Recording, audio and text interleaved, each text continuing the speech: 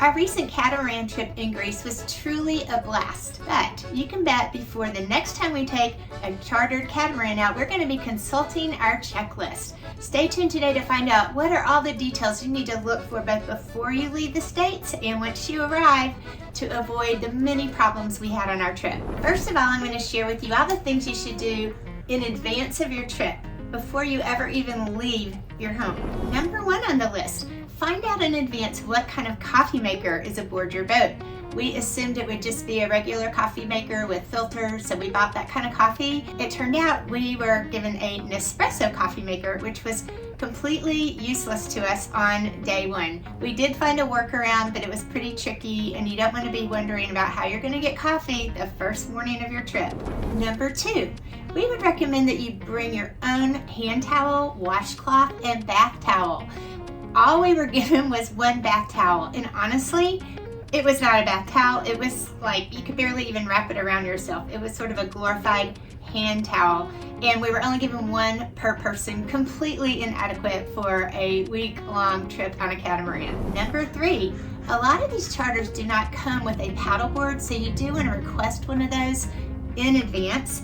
And then once you get to the boat, you want to make sure that it's thoroughly inflated. And the paddleboard not only is a great thing to have just for exercise and fun, but in case your dinghy doesn't work, it can be a way to get yourself to land and back if needed. Number four, you'll also want to make sure you have some kind of inflator that you can blow up your rafts and inner tubes, and again, the paddleboard. Don't assume the one that works on the dinghy will work on anything else that you bring along with you. The last thing you'll want to make sure to do before the trip, number five, is bring a lighter. We did not do that on this trip. And guess what? Morning of day two, we discover our stove and oven doesn't work and we have no way to light it. Our friend paddled around looking for a lighter and eventually we bought one. Next, I'm going to discuss the things that you need to do upon arrival in your destination when you get to the charter company and the boat. Number six on the checklist, starting when you arrive, is check the oven and the stove. We didn't find out until the first morning we were out that the wires didn't work on our stove. They were just not connected, and the fixer, who can fix just about anything, was not able to fix it. Plus, like I mentioned before, we didn't have a lighter, so we had no way to cook breakfast. We had no way to boil some water to make some coffee since we didn't have any pods for the Nespresso maker. You don't want to go through these aggravations, so be sure to check that before you leave. Number seven on the list, you want to check the basics like the toilets, the refrigerator, and the AC. We had one toilet with macerator problems, and that is just a problem you do not want to have on a trip like this. Our refrigerator actually worked really well, but on our last trip we had problems with the fridge.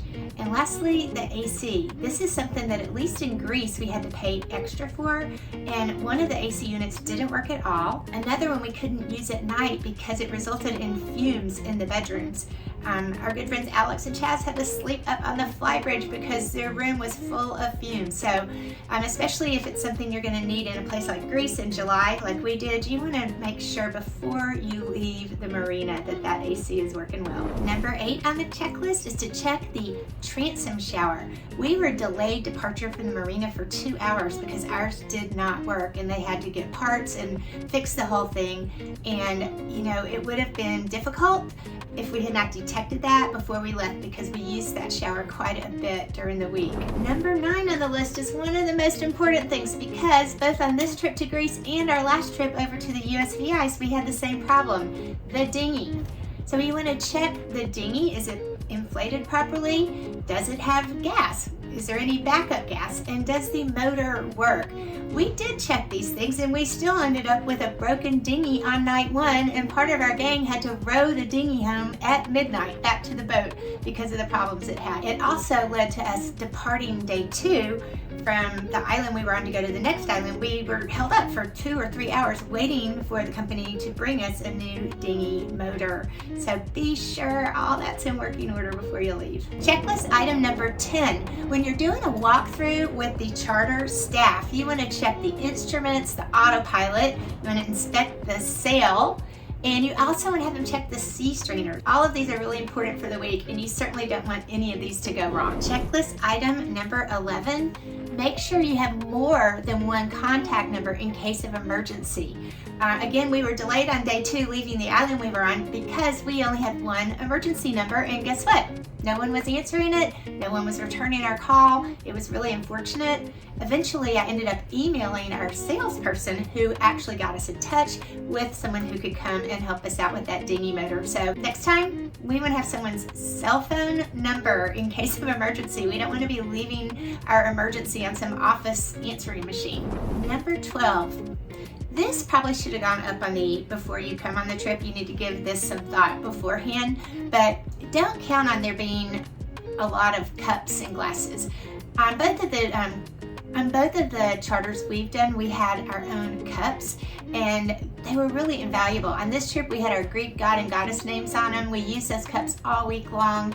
If we had just been using the glassware on the boat, number 1, there wasn't even enough of it, and number 2, we wouldn't have been able to tell it apart. So either bring different colors for each person on the trip, or have them personalized before you come, and that's going to make everything a little bit easier when it comes to your beverages. And last but not least, number 13 on our checklist is do a thorough walkthrough for cleanliness before you leave.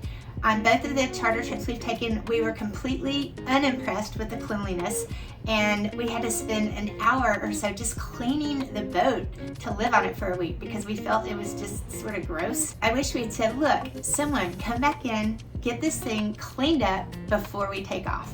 Well, that does it for our 13-point checklist before you charter a catamaran or a sailboat. I'm sure we'll discover plenty of more things we need to add to the checklist next time we rent a boat and we encounter additional problems we haven't before. We hope this has been helpful. We thank you for joining us, and we'll see y'all soon.